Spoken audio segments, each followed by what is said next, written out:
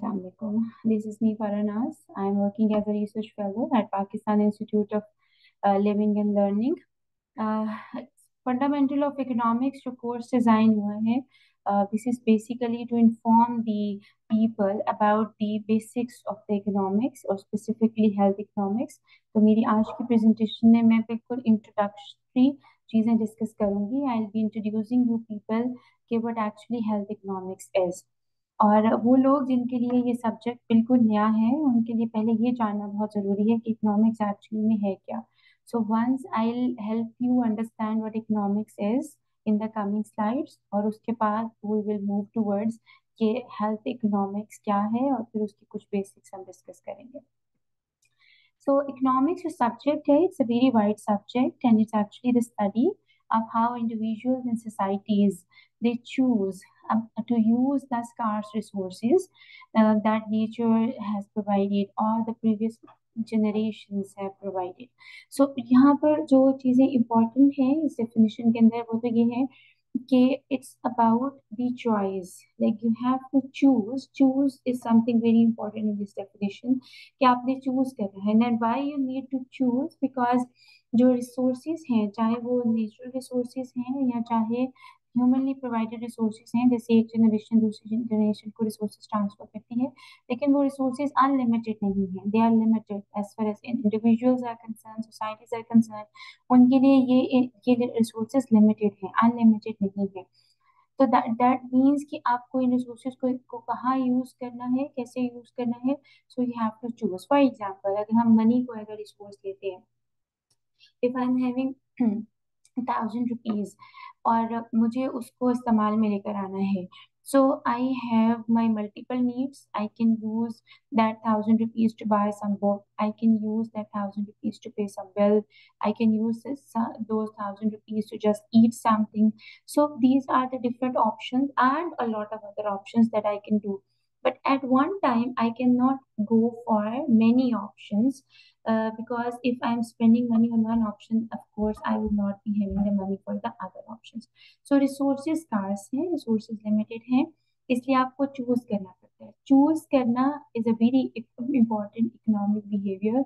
यही आपको ये सब्जेक्ट सिखाता है, लोगों को ये सिखाता है, इंडिविजुअल्स को, सोसाइटीज को, गवर्नमेंट्स को, कि कैसे आपने अपनी चॉइसेस करनी है with the limited resources you have. उन चॉइसेस को करते हुए जो चीज़ बहुत इंपॉर्टेंट है वो ये है कि आप अपनी जो नीड्स हैं या वांट्स हैं उनको प्रायोरिटाइज कर लेते हैं, priority 1, priority 2, priority 3 and so on.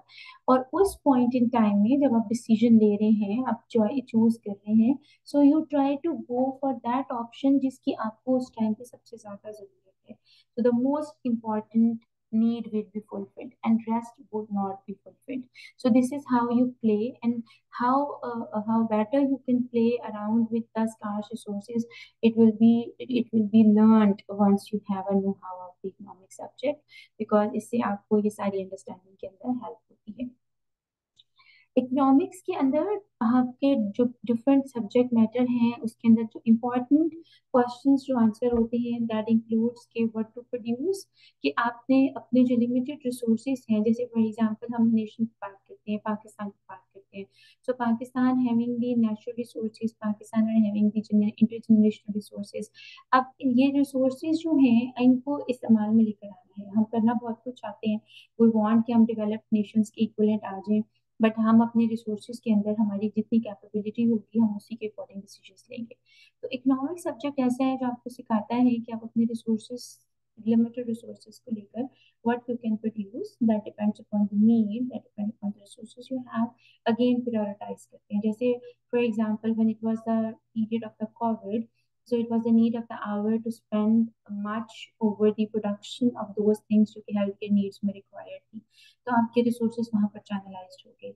In case of God forbid any natural calamity आ जाती है, फ्लड्स हैं, डिजास्टर हैं, सो यू नो कि अब आपकी क्या नीड है, आपने क्या प्रोडक्ट प्रोड्यूस करने हैं, अपने रिसोर्सेज को किस तरह चैनलाइज करना है। So these all are the subject matter of economics, that what you have to produce, and if the decision is being there कि आपने क्या प्रोड्यूस करना है, then it is also important that how it is produce. ठीक है, because how it produce means the technology involve in the production. So we need to see कि कौन सी technology use हो सकती है, किस तरीके से आप अपने इनपुट्स का बेहतरीन इस्तेमाल करके उनसे आउटपुट बना सकते हैं। जो भी चीज़ें किसी चीज़ को बनाने के लिए रिक्वायर होती है, दीज आर इनपुट्स, और उन चीज़ों से जो चीज़ बन जाती है, दीज आर द आउटपुट्स, और द प्रोडक्शन और the output of any production activity. तो आपने ये भी देखना है कि ये वो किस तरीके से होगा, बिकॉज बहुत से तरीकेकार हैं, कुछ मैनुअल हैं, कुछ डिजिटलाइज हैं। Now we are living in the era of artificial intelligence, तो कुछ ऐसी चीजें हैं जो कि रोबोटिकली प्रोड्यूस हो रही हैं। सो इट डिपेंड्स कि आपने which method you go for, and then you need to see कि जो भी आप प्रोड्यूस कर रहे हैं, to whom it is produce, कि आप किसके लिए प्रोड्यूस कर रहे हैं, इसकी डिमांड कहाँ से आएगी। इधर you are producing something the people are going to purchase, और they have the will or the power to purchase or not. So these are the important subject matter of the economics that answered once you have the know of the subject. So क्योंकि ये course basically health economics के लिए design हुआ है, तो I not be spending much time on the basis of only economics, बल्कि इन्हीं चीज़ों को हम in context of health economics समझते हैं कि हेल्थ इकोनॉमिक्स इकोनॉमिक्स की ही एक ऐसी ब्रांच है दैट अप्लाइज वही जो इकोनॉमिक प्रिंसिपल्स हैं, मेथड्स हैं, to understand and analyze the issues that related to the healthcare. ठीक है, तो जो भी आपके इश्यूज हैं रिलेटेड टू हेल्थ केयर, उनको कैसे सॉर्ट आउट करना है, health outcomes, health care resource allocation. तो जिस तरह हमने पहले स्कार्स रिसोर्सेज की बात की, तो इसी तरीके से जब आपने हेल्थ इकोनॉमिक्स में आ जाते हैं और हेल्थ के रिसोर्सेज की बात करते हैं, तो again there is a thing कि आपके पास रिसोर्सेज अनलिमिटेड नहीं है। ठीक है, so we need to utilize those limited resources in the health care services, ताकि ज्यादा से ज्यादा लोगों को बेनिफिट हो सके, और कॉस्ट को हमने मिनिमाइज करना है और बेनिफिट को हमने ज्यादा से ज्यादा करना है। और हेल्थ इकोनॉमिक्स में जब हम ये चीजें लेकर आते हैं, तो हमें इसमें इकोनॉमिक्स के प्रिंसिपल्स हेल्प आउट करते हैं। Health economics play a very crucial role in informing the health care decision making. जैसे हमने बिल्कुल स्टार्ट में जब इकोनॉमिक्स की डेफिनेशन की, तो हमने चॉइस की बात की, चूज करने की बात की, तो that is actually the decision making. So decision making is very important. Again, अगर मैं अपने बैंक एग्जांपल पे जाऊँ विद 1,000 रुपीज, फॉर एग्जांपल मुझे immediately I need resources like book की मुझे ज़रूरत है, but I spend that money on eating a pizza, for example. So it means it's not my wise decision. So decision making is very important. Similarly, अगर हम individual से हट के society level के ऊपर चले जाते हैं, लोग अपने रिसोर्सेज ऐसी जगहों पे यूज करते हैं which can wait, लेकिन immediate need कुछ और थी, तो again the decision making is a problem. Governments ऐसा करती हैं, especially developing countries have the failed models where they do not have the much good decisions, और जिस तरह हेल्थ केयर जो बजट्स हैं उनको कट करना जबकि आपको उसकी जरूरत है, so these types of the decision makings are very crucial.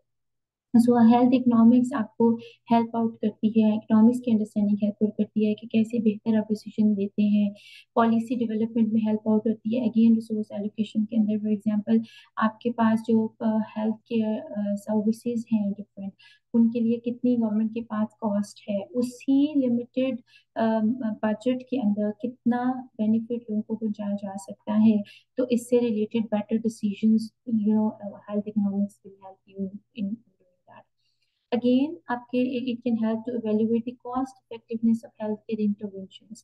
किसी तरह की कोई interventions आती है, या आपने किसी भी मॉडल का इम्पैक्ट देखना है, किसी मॉडल की कॉस्ट इफेक्टिवनेस देखनी है। कॉस्ट इफेक्टिवनेस यूजुअली वी सी कि आपके पास ओवर टाइम या बिफोर इंटरवेंशन या बिफोर चेंज या आफ्टर इंटरवेंशन क्या चेंजेस आई हैं, कॉस्ट बेनिफिट के कंपैरिजन किए जाते हैं।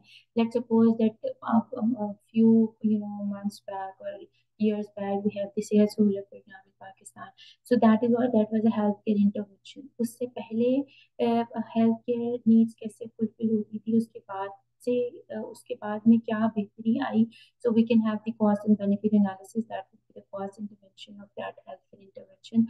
So इसके जो evaluation methods हैं वो भी आप लर्न करते हैं in your health economic subject। Health economics also provide insight into the economic implications of the healthcare choices. It helps policymakers, healthcare providers, stakeholders to have the informed decisions. Again, it's all about decision making. It's all about using the resources to their optimum level. जितना बेहतरीन आप resources को इस्तेमाल करके जितना ज्यादा फायदा उठा सकते हैं, so that is the more usage of the subject, and it will have the practical benefits. So this was about the introduction of the course. Next, I'll be moving towards the demand and supply in health economics. और demand क्या है, supply क्या है, और particularly with reference to health economics समझने से पहले I will be explaining what demand is and what supply is in their, in their generic terms, and then I will relate that to the health economics. Demand basically for an individual. It specifies the units of the goods and services that individual is willing and able to purchase at alternative prices during a given period of time. तो ये तो मैंने जल्दी से read out कर दी definition, लेकिन इस definition के डिफरेंट पार्ट्स हैं that needs to be understand. कि आप डिमांड किसी चीज़ की, अगर अगर मैं फॉर एग्जांपल मैं चाहती हूँ डिमांड, हम आम लफ्जों में जो कॉमनली मैन है वो क्या कहता है कि मुझे मुझे फलां चीज़ चाहिए, सो दैट्स अ डिमांड। लेकिन वो एक लेमैन लैंग्वेज में हम डिमांड कहते हैं। फॉर एग्जांपल मेरा दिल चाह रहा है कि आई आई मे हैव एन एरोप्लेन, तो मैं कहूँगी कि मेरी डिमांड है कि मुझे एरोप्लेन चाहिए, but that is that can be called as demand from a layman person's point of view, but from economics that is not a demand. क्योंकि डिमांड इकोनॉमिक्स के पॉइंट ऑफ व्यू से सिर्फ ये नहीं है कि मेरी विलिंगनेस है या मैं चाहती हूँ, ठीक है, या मेरी कि मुझे ये चीज मिल जाए, सो that is one part of the demand, which is willingness to pay, willingness. The second one is the ability to purchase. दूसरी चीज जो जो इकोनॉमिक्स में डिमांड की डेफिनेशन है, उसमें सिर्फ विलिंगनेस इंपॉर्टेंट नहीं है बल्कि एबिलिटी भी इंपॉर्टेंट है कि क्या मैं वो चीज खरीद सकती हूँ या नहीं। when you try to buy something, तो उसकी डेफिनेटली एक वर्थ है जो कि उसकी प्राइस कहलाती है। So at a particular price, one is my willingness that like, yes, I want to purchase this thing, and second is my ability to purchase that particular thing. For example, I go to the market, I want to have a water bottle. So to have a water bottle is my willingness. I know the price, and now I have the money to purchase that. Now actually that thing will be translated into my demand for that water bottle in that particular point in time. So what we have learned, economics में demand सिर्फ willingness नहीं है बल्कि willingness के साथ साथ you must have the ability to purchase. वो ability to purchase आपकी मनी, डायरेक्ट मनी हो सकती है, आपका कोई भी credit card, debit card, anything else through which you can purchase that thing. So that is your ability, that will define your ability to purchase that product, and definitely for that you need to have a knowledge about the worth of that product, और वो पता चलती है आपको उसकी price से। So I hope that the concept of demand is different in economics, so that is very much obvious to you. Relationship है, आप एक तरफ प्राइस है एट पर्टिकुलर प्राइस, और एक जो आपने जो चीज डिमांड करनी है, जो चीज आप डिमांड करते हो मुझे कहते हैं क्वांटिटी डिमांडेड। अब इन दोनों के दरमियान इनवर्स रिलेशनशिप है। इनवर्स रिलेशनशिप हम मैथमेटिकली उसको कहते हैं कि जब एक क्वांटिटी बढ़ती है और दूसरी कम होती है, सो that is the inverse relationship mathematically. इस कॉन्टेक्स्ट में ये होगा कि आपके पास अगर प्राइस इंक्रीज करती है तो आप क्वांटिटी डिमांड कम कर देंगे। महंगी चीजें या चीजें की जब प्राइसेस बढ़ती हैं तो आप उनकी डिमांड कम करते जाते हैं, और जब चीजों की प्राइसेस कम होती है तो आप उसकी डिमांड ज्यादा करते हैं। सो इसका मतलब है keeping all the other things same, आप कोई और फैक्टर नहीं लेके आ रहे, क्योंकि समटाइम्स ऐसा होता है कि आप महंगी चीज भी ज्यादा खरीदते हो लेकिन उसकी कोई रीजन होती है कि आपको फ्यूचर में शायद वो ना मिले, और यू आर ट्रैवलिंग और due to some change of weather, वो चीजें हम बाद में डिस्कस करेंगे। अभी हम सिर्फ कहते हैं कि बाकी सारे factors we don't talk about. If we only want to see the relationship between price and quantity money, so it's actually inverse. If the price of more units are purchased at lower prices and less units are purchased at higher prices, so this is the inverse relationship. अब इस inverse relation के पीछे interestingly दो mechanism काम कर रहे होते हैं। One is called as substitution effect and other is called as income effect। ठीक है, अब substitution effect क्या है और income effect क्या है? as the commodities price fall, अगर हम एक केस लेते हैं, फॉल वाला केस लेते हैं, तो जैसे ही किसी चीज की कीमत कम होती है, ठीक है, an individual normally purchases more of this good since he or she is likely to substitute it for the other goods whose price has remained unchanged। ठीक है, आप क्या करते हो कि वो चीजें जिसकी प्राइस तो नहीं बढ़ती लेकिन कोई और चीज है जिसकी प्राइस कम होती है, है। सो लाइकली आपको ये लगता है कि relatively now this product is cheaper, so you start substituting the other product जिसकी प्राइस चेंज नहीं हुई टू विद द प्रोडक्ट जो कि अब चीपर है, जिसकी प्राइस कम हो गई है। तो दिस इफेक्ट जो कि इस इनवर्स रिलेशनशिप के पीछे वर्कआउट करता है, this is the substitution effect, जहां पर रिलेटिवली चीपर प्रोडक्ट को आप लेना शुरू कर देते हैं and substitute with the other product जिसकी प्राइस चेंज नहीं हुई, क्योंकि रिलेटिवली अब आपको जिसकी प्राइस कम हो गई है वो चीपर महसूस हो रही है। दूसरा इफेक्ट इसके पीछे काम करते हैं, that is the income effect, कि when a commodity price falls, the purchasing power of an individual with a given income increases. जब आप चीजें सस्ती होना शुरू हो जाती हैं तो you feel like having more income, आपकी नॉमिनल मनी उतनी है। For example 1000 rupees you have again, अब चीजों की प्राइसेस कम होना शुरू हो गई हैं तो आपको लगेगा कि आपने चीजें भी खरीदनी है and you have left with the money, so you feel like having more purchasing power. So with the more money in hand, so you want to have more goods. So it means कि जब चीजें सस्ती होने लगती हैं, people believe that their real income has increased although there is no change in nominal income, so they try to have more, they try to purchase more of the commodity. So इन दोनों facts की वजह से, due to the substitution effect where you find one product cheaper than the other and due to feeling that now you are having more real income because of the lowering of prices, so you start purchasing, you increase the quantity demanded. So price कम होती है तो quantity demanded increase करती है due to substitution effect and income effect, and because of this the inverse relationship hold. इसी चीज को आप practice कर सकते हो अपने पास अगर आप हायर प्राइसेस की टर्म में लेते हो। सो हायर प्राइसेस की टर्म में सब्स्टिट्यूशन इफेक्ट और इनकम इफेक्ट कैसे वर्कआउट करेगा, it will be your task after understanding lecture up till here. You can reverse that with your own case, which will be the vice versa case, and how I hope you get it. यही जो relationship है between price and quantity का negative relationship, अगर हम इसको graph कर देते हैं, सो उससे जो कर्व बनता है that is a demand curve. और यही जो रिलेशनशिप है, अगर इसको हम एक लॉ का नाम देते हैं, सो that is the law of demand, because keeping all the other things constant, there will always remain a negative relationship between price and quantity demanded. This is known as law of demand. Yes, there are exceptional cases जहाँ पे law of demand rule नहीं करता, लेकिन in majority of the cases generically law of demand rule करता है जब price और quantity के दरम्यान में नेगेटिव रिलेशनशिप है। इसी नेगेटिव रिलेशनशिप को जब हम कर्व में दिखाते हैं, ग्राफ में दिखाते हैं, फिगर में, तो वो एक नेगेटिव स्लोप कर्व होता है जो कि हम अगली स्लाइड में देखेंगे। फंक्शनली अगर हम रिलेशनशिप को लिखें तो Q D is equal to F of P. तो जिन लोगों को थोड़ा सा मैथमेटिकली बैकग्राउंड है, दे हैव एन आइडिया कि with the function here you write the independent variable and here you write the dependent variable.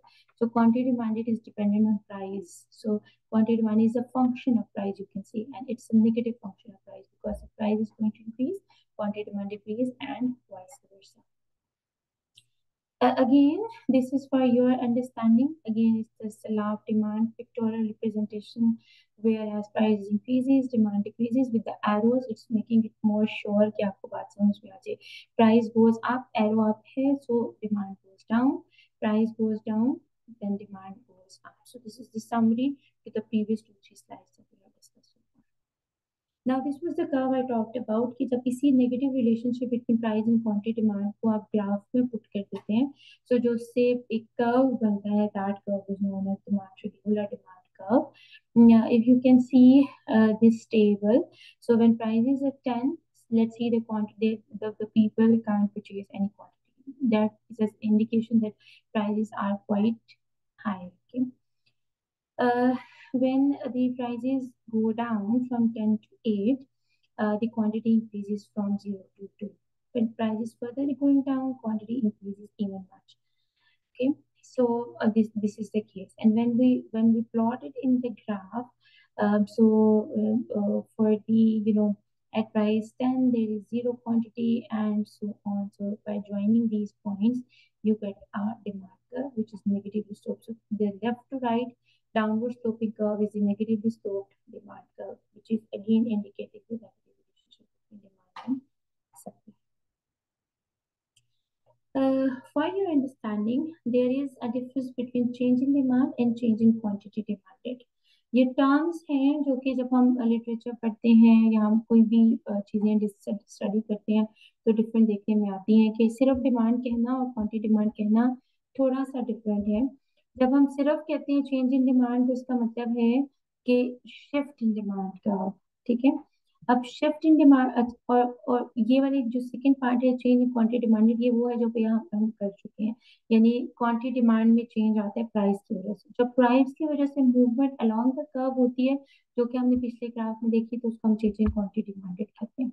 और अगर हम जस्ट चेंज इन डिमांड कहते हैं तो वो किसी वजह से अदर देन प्राइस जो शिफ्ट आता है डिमांड कर्व के अंदर, that is known as the change in demand, जिसको मैं ये ग्राफ से थोड़ा सा फर्दर एक्सप्लेन करती हूँ। For example, if you follow my cursor on this, this yellow line, so let's suppose at $25 the product price is $25, some product, and hypothetically so, demand is around 70 units of that product. Okay, now उसी price के ऊपर जिस price के ऊपर demand 70 है, due to some reason demand बढ़ जाती है। ठीक है। अब तो डिमांड बढ़ जाती है, वो फैक्टर्स बहुत सारे हो सकते हैं, जिसमें सबसे इंपॉर्टेंट फैक्टर है इनकम। उसी कीमत के ऊपर अगर आपकी इनकम बढ़ जाती है तो आप ज्यादा चीज अफोर्ड कर सकते हैं, your affordability increases at the same price. So in that situation आप डिमांड इंक्रीज कर देंगे इसी $25 के ऊपर। Now you may started having around 90-95 units of the product. So ये जो आपने इंक्रीज किया from here to here, this is not because of the price, this is because of the income. अब अदर फैक्टर इनकम भी हो सकती है, other factor change of your preference भी हो सकती है, other factor change of your weather taste, different reasons हो सकती हैं। Due to that you increase your demand. So the in that situation आपके पास मूवमेंट अलोंग द कर्व नहीं होगी। Movement along the curve is a change in quantity demanded, but if price remains same but demand increases, so that is a shift in the demand curve. The right shift in the demand curve is also known as rise in demand. और अगर demand कम हो जाती है तो that is known as fall in demand. So shift के साथ हम rise और फॉल के वर्ड यूज करते हैं, rise in demand and fall in demand. So backward arrows are representing fall in demand. For example again अगर हम income के एग्जांपल लेते हैं, due to some reason income level of some person decreases, so उसी price के ऊपर वो कम चीज अफोर्ड कर पाएंगे, so that is a fall in demand which is being indicated by the leftward shift in the demand. So summarize इसको हम करें तो अगर प्राइस की वजह से डिमांड में चेंज आता है तो that is the change in the quantity demanded, जिसको हम इंक्रीज इन क्वांटिटी डिमांडेड या डिक्रीज इन क्वांटिटी डिमांडेड कहते हैं। और अगर प्राइस के अलावा किसी वजह से डिमांड में चेंज आता है तो that is the that bring a shift in the demand का, और उसको हम राइज इन डिमांड या fall in demand. So one side was the demand, जो कि consumer side थी.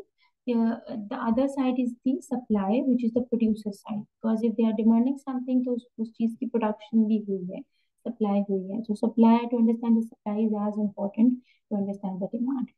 So ये समझिए इसका मिरर इमेज है। एक साइड पे अगर कंज्यूमर्स हैं तो दूसरी साइड पे प्रोड्यूसर्स हैं। कंज्यूमर साइड को हमने डिमांड से अंडरस्टैंड किया, लॉ ऑफ डिमांड से अंडरस्टैंड किया, और प्रोड्यूसर साइड को हम सप्लाई और लॉ ऑफ सप्लाई से अंडरस्टैंड करेंगे। सो सप्लाई अंडरस्टैंड करना जरूरी है, is a quantity of product which is offered for sale in a certain market at a certain price in a given period of time. किसी भी product की वो चीज जो अगर कोई प्रोड्यूसर कोई चीज प्रोड्यूस करता है, प्रोड्यूस करके उसको वेयर हाउस में रख देता है, दैट इज नॉट सप्लाई। ठीक है। तो अगेन जिस तरह हमने डिमांड में कहा था कि सिर्फ ये कह देना कि मुझे ये चीज चाहिए, विलिंगनेस से डिमांड का जो आपका कॉन्सेप्ट है वो पूरा नहीं होता, रादर विलिंगनेस के साथ साथ आपको परचेजिंग पावर चाहिए। इसी तरह सप्लाई में सिर्फ प्रोडक्शन हो जाना जरूरी नहीं है, बल्कि प्रोड्यूस हुई हुई क्वांटिटी को ऑफर करना for sale in the market at certain price in a given point in time में जरूरी है। यानी उस सप्लाई को मार्केट में लेके आएंगे तो वो इकोनॉमिक्स के टर्म में सप्लाई कहलाएगी। ठीक है। अगेन प्रोड्यूसर ये देखता है जितनी भी प्रोडक्शन है वो सारी सप्लाई नहीं बन जाती, producer have a look at the price कि किस प्राइस के ऊपर कितनी सप्लाई मार्केट के अंदर लेकर आनी है। सो अगेन जिस तरह डिमांड करने के लिए प्राइस जरूरी है, कंज्यूमर्स प्राइस को देख के कुछ चीज डिमांड करते हैं, इसी तरह से जो सप्लायर्स हैं जो प्रोड्यूस करने के बाद सप्लाई कर रहे हैं वो भी प्राइस को देख कर ये डिसाइड करते हैं कि उन्हें कितना क्वांटिटी सप्लाई मार्केट के अंदर लेकर आनी है। So again price matter for this side of the economy as well. Supply should you specify the units of the goods and services that the producer is willing to supply at alternate prices over a period of time. ठीक है, so over period of time पे जितनी वो willingness होगी उसकी supply की at certain point in time, so वो आपके पास अगेन स्पेसिफिकली सप्लाई कहलाएगी, और जब हम इस चीज को ग्राफ से शो करेंगे so that will be the supply curve. Opposite to the demand, जब डिमांड में आप ज्यादा प्राइस आपको अच्छी नहीं लगती फॉर डिमांड, लेकिन सप्लाई में because you are the price is going to be your earnings in return to your product, तो उसमें आपको प्रोड्यूसर्स, अगर producers point of view supplier point of view देखें तो that is some attraction. So price will increase, quantity supply will increase, and if price will decrease quantity supply will decrease। ज्यादा price पे ज्यादा supply किया जाता है ताकि ज्यादा रिटर्न और प्रॉफिट अर्न किया जा सके, कम प्राइस पे कम सप्लाई किया जाता है क्योंकि प्रॉफिट मार्जिन कम हो जाते हैं। So this relationship is positive. That was inverse between demand and quantity supply. Demand. And here it's positive between price and quantity supply. So this is the could be called as direct relationship or the positive relationship. And if this positive relationship, when we are describing under the law, so it's called as law of supply. When price of outcome increases in the market, supply of that commodity also increases. Why increases? Because producers have more prospects for the higher profit. Again, अगर हम इसको generically functional form में लिखते हैं, so quantity supply is a function of price, and now this time it is a positive function of price. Don't forget कि ceteris paribus assumption is there. Ceteris paribus means keeping other things constant. हम दूसरी चीजों को constant करेंगे, क्योंकि जब हम उनकी constant चीज को हटाते हैं then is the shifts in the curve। जैसे हमने पहले कहा, जब प्राइस और क्वांटिटी डिमांड थी और अदर थिंग कांस्टेंट थी, so there was only the movement along the curve. जब दूसरे फैक्टर बीच में आ गए so then there are shifts in the curve. ठीक है, तो जब हम लॉस को रिलैक्स करते हैं तो फिर कर्व्स में शिफ्ट्स आते हैं। इसी तरह इनिशियली जब हम रिलेशनशिप को अंडरस्टैंड करते हैं, so we keep all the things constant, हम सिर्फ ओवर द कर्व मूवमेंट की बात करते हैं। Supply curve is normally positive, upward sloping and indicating that producer must receive a higher price for increased output due to the principle of the increasing cost। ज्यादा produce करेगा, cost के accordingly फिर उसको return भी ज्यादा चाहिए होगा। जिस तरीके से हमने डिमांड शेड्यूल दिखाया था, बिल्कुल उसी तरह से सप्लाई शेड्यूल है। It is positive sloping, upward sloping है, विच इज शोइंग कि जब आपके पास प्राइस बढ़ती है तो क्वांटिटी सप्लाई, अगर आप शेड्यूल को देखें तो प्राइस भी बढ़ी है और क्वांटिटी सप्लाई भी बढ़ी है, सो अल्टीमेटली रहेगा positive relationship and upward sloping supply. Again अगर आप ये assumption रिलैक्स कर लेते हैं कि अदर अदर अदर वेरिएबल्स में चेंज, तो इन दैट सिचुएशन आपके पास मूवमेंट की बजाय शिफ्ट आ जाएगा सप्लाई कर्व के अंदर। मूवमेंट तब आएगी जब सिर्फ प्राइस चेंज होती है तो क्वांटिटी सप्लाई ऊपर नीचे कम ज्यादा होती है, और शिफ्ट कब आते हैं जब कोई दूसरे फैक्टर्स या दूसरे डिटर्मिनेंट सप्लाई के वो चेंज, जैसे मार्केट में प्रोड्यूसर ज्यादा आ गए, तो मार्केट में ज्यादा प्रोड्यूसर्स आ जाएंगे तो चीज की सप्लाई, एग्रीगेट सप्लाई बढ़ जाएगी और कर्व जो है वो राइटवर्ड शिफ्ट हो जाएगा। ठीक है, और वो राइज इन सप्लाई कहलाएगा। अच्छा, ये राइज एंड फॉल के कॉन्सेप्ट को नहीं भूलना। डिमांड में भी इसी तरह था, जब कर्व आपका राइटवर्ड शिफ्ट करता है सो that is the increase in the demand, जो कि हम राइज के वर्ड से यूज करते हैं, that is rise in demand. Other way around move करते हैं तो फॉल इन डिमांड।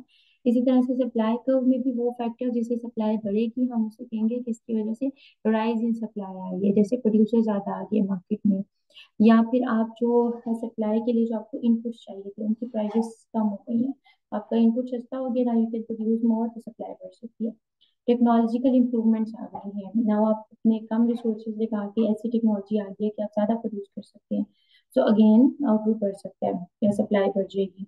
गवर्नमेंट को सब्सिडी दे देती है, और यही सारी चीजें जब रिवर्स में चलेंगी, कम प्रोड्यूसर हो गए, मटेरियल महंगा हो गया, टेक्नोलॉजी का चेंज नहीं आया, गवर्नमेंट ने टैक्स सब्सिडी देने के टैक्स लगा दिए, तो वो फॉल इन सप्लाई की तरफ लेके जाएगा, और अदरवाइज जो है वो राइज इन सप्लाई की तरफ लेके जाएगा। अगेन अगर सिर्फ चेंज इन सप्लाई बोलेंगे तो शिफ्ट की बात है, चेंज इन क्वांटिटी सप्लाई बोलेंगे तो मूवमेंट अलोंग द कर्व की बात है। Now we have given you an idea कि डिमांड सप्लाई इकोनॉमिक्स में क्या होती है, तो क्योंकि हम पर्टिकुलरली समझ इसलिए रहे हैं ताकि हमें हेल्थ इकोनॉमिक्स की समझ में आए, तो इसलिए अब हम देखते हैं demand and supply health economics में क्या है। जो हेल्थ इकोनॉमिक्स में डिमांड रेफर करती है to the quantity of health care services और goods that patients are willing and able to purchase at certain price. कि आपके पास जो भी हेल्थ हेल्थ से रिलेटेड चीज़ें हैं, चाहे वो डॉक्टर्स की सर्विसेज हैं या मेडिसिन हैं या डिफरेंट लेबोरेटरी टेस्ट एक्सेट्रा हैं। अब उनके लिए पेशेंट्स की विलिंगनेस या नीड और उसके साथ जो एबिलिटी है कि आया वो ये फैसिलिटी ले सकते हैं या नहीं eight certain price, so that is the demand of that quantity of the health care service. एक तरफ हेल्थ केयर सर्विस की डिमांड करने वाले जो हम लोग होते हैं, इंडिविजुअल्स होते हैं, पेशेंट्स होते हैं, और दूसरी तरफ सप्लाई ऑफ सप्लायर्स होते हैं हेल्थ केयर या हेल्थ केयर प्रोवाइडर्स जिनको हम कहते हैं, तो वो सप्लाई साइड है। वहां पर सप्लाई रिप्रेजेंट करेगी quantity of health care services और गुड्स को दैट हेल्थ केयर प्रोवाइडर्स और institution are willing and able to offer at different prices. So एक तरफ हेल्थ केयर प्रोविजंस हैं जो प्रोवाइडर्स हैं जिसमें डॉक्टर्स हैं, हॉस्पिटल्स हैं, डिफरेंट इंस्टीट्यूशंस हैं, लेबोरेटरीज एक्सेट्रा जो हेल्थ केयर सर्विसेज प्रोवाइड कर रही हैं एट सर्टेन प्राइस, और वो उनकी साइड से जो भी रिप्रेजेंटेशन आएगी दैट इज सप्लाई, और जो डिमांड साइड से आएगी from those who are in need of the health care services, तो वो डिमांड साइड आएगी। हेल्थ केयर की डिमांड को भी डिफरेंट फैक्टर्स इन्फ्लुएंस करते हैं, या वो फैक्टर्स हैं जिनकी वजह से राइज इन डिमांड और फॉल इन डिमांड हमने शिफ्ट्स को बहुत अच्छे से अंडरस्टैंड कर लिया है। तो प्राइजेस के अलावा भी कुछ चीजें ऐसी हैं जो हेल्थ केयर की डिमांड को इफेक्ट करती हैं, जिससे डिमांड कम या ज्यादा हो सकती है।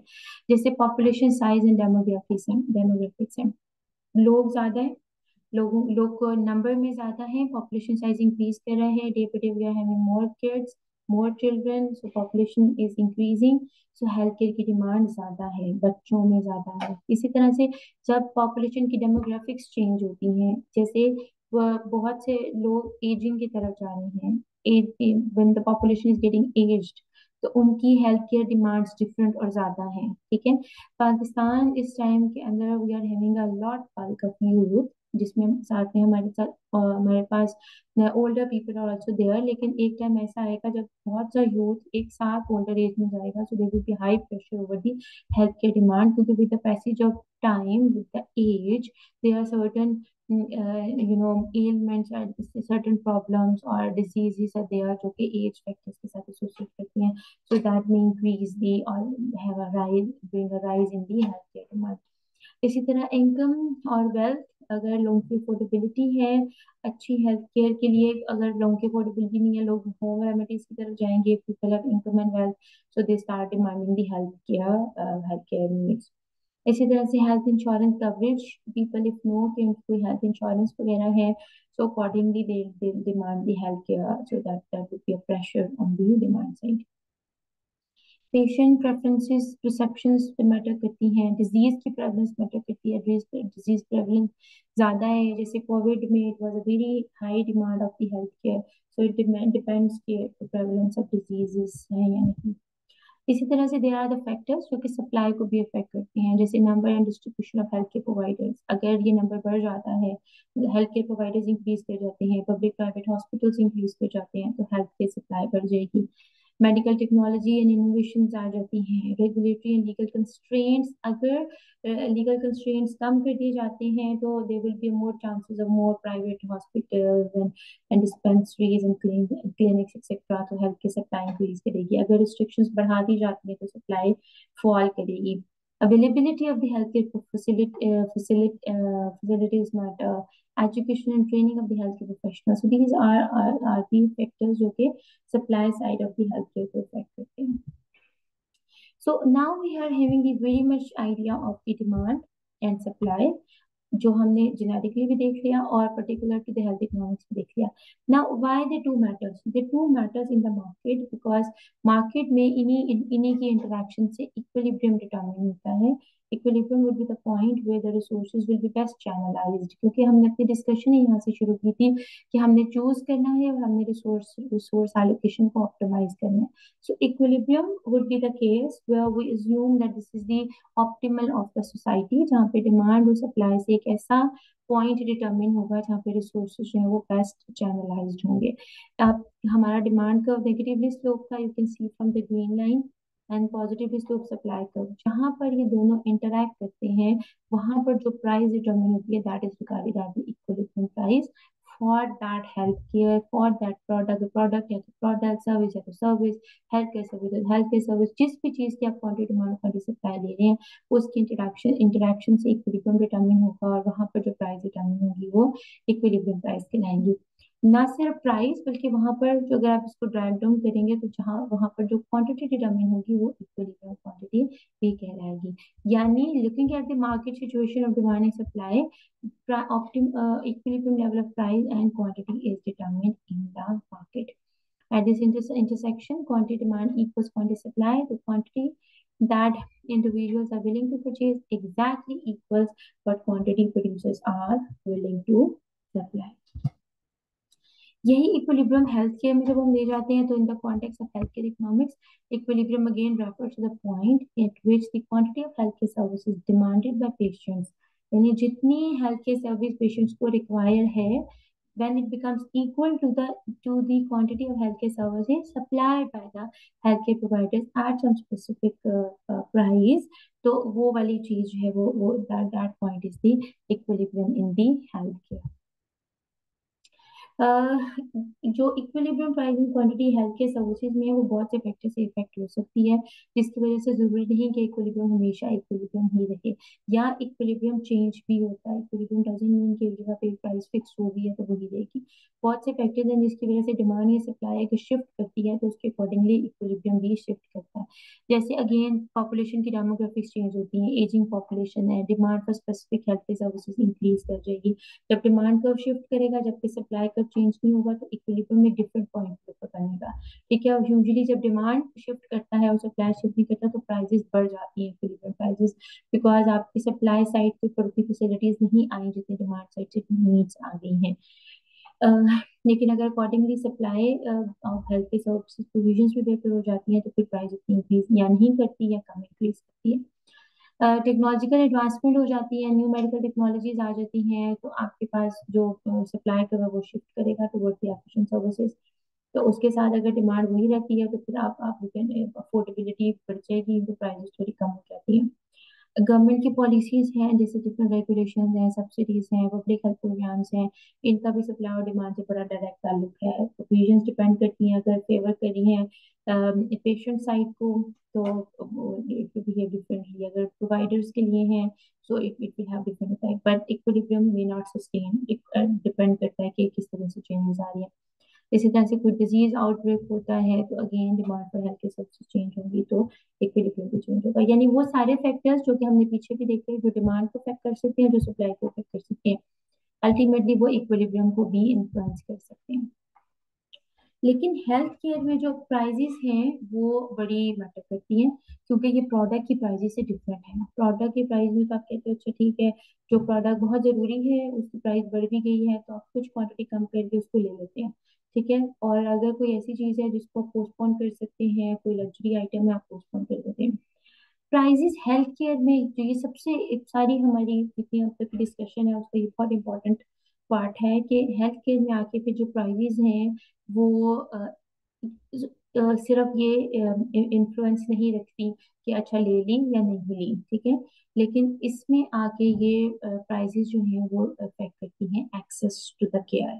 फॉर एग्जांपल, मुझे दवाई की जरूरत है, मेडिसिन की जरूरत है, लेकिन मेडिसिन बहुत महंगी है और मैं परचेज नहीं कर पा रही, सो मेरी इससे एक्सेस टू केयर इफेक्ट हो रही है, जिसके सीरियस implications हो सकती हैं। मेरी जो डिजीज है it can increase, disease burden बढ़ सकता है, मेरी प्रोडक्टिविटी इससे इफेक्ट हो रही है। वो चीज जो अगर मैं मेडिसिन ले लेती, मैं एक दिन में क्योर हो सकती थी, if I can't afford the medicine, I remain ill for 4 days 5 days, I'll be laid off from the work, I'll not be working, productivity losses हैं। ठीक है, so there are more chances if it is viral, so I may transmit the viral to the family member closer to me, so there are a lot of issues. So prices healthcare में इतनी are very very much important and very much critical. High prices will limit the access for individuals without insurance or with limited financial resources. अगर insurance भी नहीं है, financial resources भी limited है, health care cost जितनी भी है वो आउट ऑफ पॉकेट पे करनी है, साथ में कीमतें बहुत हाई हो गई हैं, तो it will increase the burden of the diseases in on the economy, जिसके ना सिर्फ शॉर्ट रन इम्प्लीकेशंस है बल्कि लॉन्ग रन इम्प्लीकेशंस और प्रॉब्लम्स भी हैं। सो फिर इस चीज़ को if it is a problem so फिर डेफिनेटली इट नीड्स रेगुलेशंस, और रेगुलेशंस आती हैं गवर्नमेंट की साइड से। गवर्नमेंट इंटरवेंशन होनी चाहिए इन द हेल्थ केयर, ताकि इक्विटेबल एक्सेस को हो, यानी सबको जो भी बेसिक नीड्स हैं, जो प्राइमरी हेल्थ केयर नीड्स हैं, वो सबकी फुलफिल हों और इक्विटेबल हों। और जो कॉस्ट है वो भी कंट्रोल हो, इतनी ना हो कि लोग अफोर्ड ना कर सकें। जिस तरह जिसमें गवर्नमेंट रेगुलेट करती है, सब्सिडीज देती है, इंश्योरेंसेस देती है। जैसे पाकिस्तान के हेल्थ केयर सिस्टम में पब्लिक प्राइवेट हेल्थ प्रोवाइडर्स हैं, जो गवर्नमेंटली रन पब्लिक हॉस्पिटल्स हैं। वहाँ पे बहुत सारे हॉस्पिटल्स ऐसे हैं जिसमें बिल्कुल नॉमिनल या नो फी पे एंटरटेन किया जाता है पेशेंट्स को, providing them with the basic care, primary care, although the secondary care. फिर there was a CSO सहूलत कार्ड जिसमें there was a tertiary care also included in this program. Around 1200 public sector hospitals हैं जो पाकिस्तान में काम कर रहे हैं for the provision of the health care service. So demand is there because Pakistan is a very populated nation, जहाँ पर बच्चे भी हैं, बड़े भी हैं, and we are having हमारी जो न्यूट्रिशन है उसकी भी वो वैल्यू नहीं है, इन्वायरमेंटल इश्यूज भी हैं, और people are having the anxiety and depression issues, mental elements भी हैं, मेंटल इश्यूज भी हैं। तो इन सारी चीज़ों में ऐसा हो नहीं सकता कि हमारा हेल्थ केयर सिस्टम जो है वो बर्डनाइज नहीं है। Yes it is burdenize. दूसरी तरफ लोगों की जो पेइंग एबिलिटी है, परचेजिंग पावर है, वो प्रॉब्लम में है because they have to pay out of pocket. So when they have the multiple multiple जगहों पे जब उनको पे करना है तो उनके लिए बहुत मुश्किल हो जाता है कि वो एक महंगा इलाज भी अफोर्ड कर सके, जिसके लिए अराउंड 1200 पब्लिक सेक्टर हॉस्पिटल है पाकिस्तान में। Most of them are running very well, but again they are having a high burden कि number of patients per doctor, number of patients per bed ज़्यादा है। So it means कि government interventions को further improvement की जरूरत है। Temporarily सेहत सहूलत कार्ड भी बंद है, so that इस तरह के जो programs हैं, different insurances हैं, और these things are very much important. So I hope the things are clear. We have learned what economics is, we have learned what health economics is, we have learned the very basics of demand and supply generically and in context of health economics. और फिर हमने देखा कि prices जो हैं वो बहुत crucial हैं in health economics and health services provisions that require government intervention. So government will intervene, then it would make sure that people will have the better healthcare provisions to themselves.